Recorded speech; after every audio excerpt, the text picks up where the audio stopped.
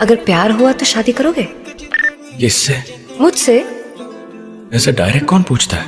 कुछ दिन मिलकर बातें करके सोच समझकर चीजें करने में विश्वास नहीं रखती क्या? नहीं।